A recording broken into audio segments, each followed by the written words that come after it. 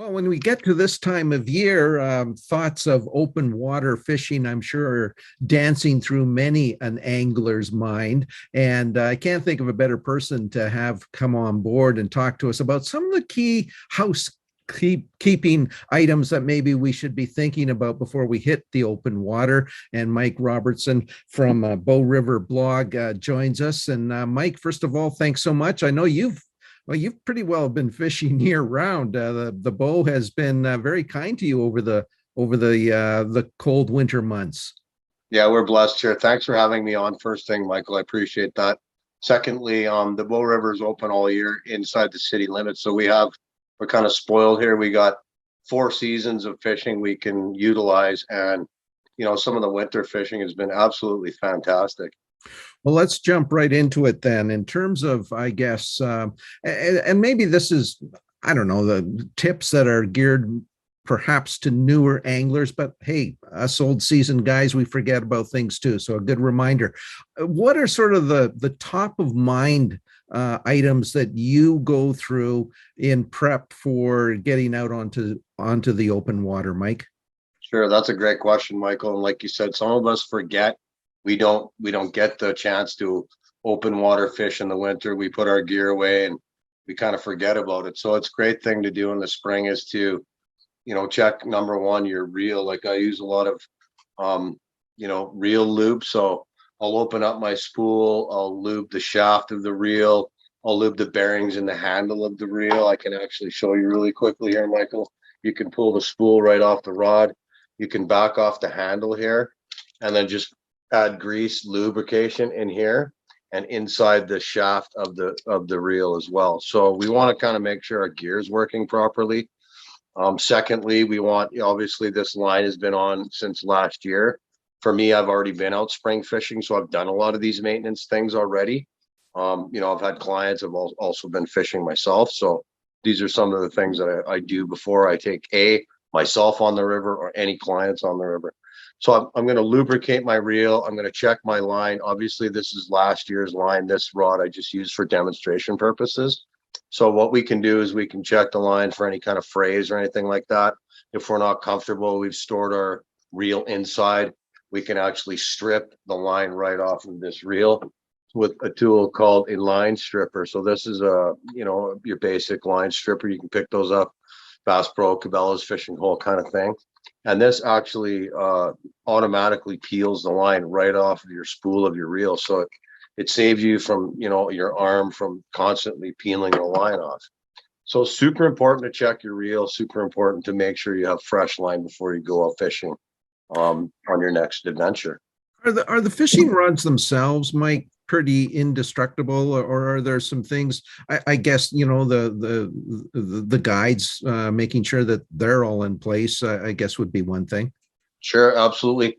Sometimes, Michael, what we find is the guide, like the seat of the guide, will actually pop right out of there. So it's really good to check like these inner pieces of your guides. Also, it's also good to take, what I use is a little Q-tip. And I'll take the Q-tip and rub it around every single guide to make sure there's not a nick or anything that's going to start cutting the line on me. So that's very important as well. Check the rod, check the reel, and make sure everything is properly functioning. You and I have talked a lot about properly releasing fish, and part of that kit is your net, and B, having your hemostats or pliers. And I can recall, as a younger angler, keeping pliers in my toolbox or in my fishing box, and then when I go to reach for them, they're all rusted up and can't work, that type of thing. So really important that if you are planning to do catch and release, having those items close at hand and in good working order. Absolutely. Same thing. These are new pliers. So I almost go through a new set of needle nose pliers every season. And as you can see, they open and close properly. So spending less time with the fish out of the water is very important. Worrying about our resources, worrying about quickly getting the fish in the net, having a good rubber mesh net. We've talked about that before. Good quality rubber mesh nets are very, very good for the fish.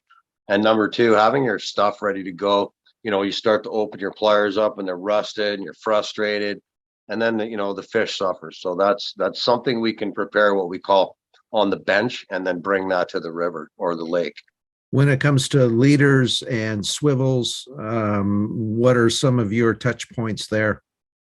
Myself, I'm fishing a high pressured river, Michael, so I don't use swivels or leaders per se. I use like the line goes right to the lure. So I'll tie the line right to, the split ring of the lure here, and then make sure that obviously you have a good strong knot. We want to preserve the fish. You don't want the old line to snap. You don't want to leave a hook in a fish's mouth. That really frustrates me when I haven't done my homework, when I haven't prepared my time properly, when I haven't, you know, pre-did this stuff on the bench, and then I get to the river, I catch a nice fish or whatever, and it snaps my line and the hook's in its mouth. Super frustrating, no good for the fish. Do you spend any time, Mike, with sharpening any of your hooks, that type of thing? I do. That's a great question. You can do that. This actually has a hook sharpener built into it. This is what this little tool is right here. It actually has a hook sharpener and a line stripper combined into one tool. But for myself, I always carry extra split rings and extra hooks. So if I'm replacing say a size 6 hook on my lure, I always carry size 6 hooks in my backpack, in my tackle box. Same thing. If the lure has a size 4 treble hook or whatever it is, I always replace the lure with whatever comes factory on the lure.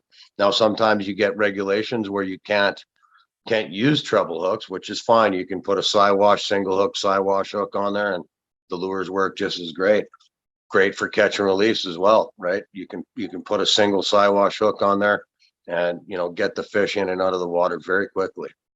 Are there other key points that I haven't mentioned? I mean, obviously, I guess we have to paint the picture complete and talk about, make sure before you leave, you have your license, you have an understanding of the fishing regulations of where you're going to be angling that day, and understand those regulations, Mike.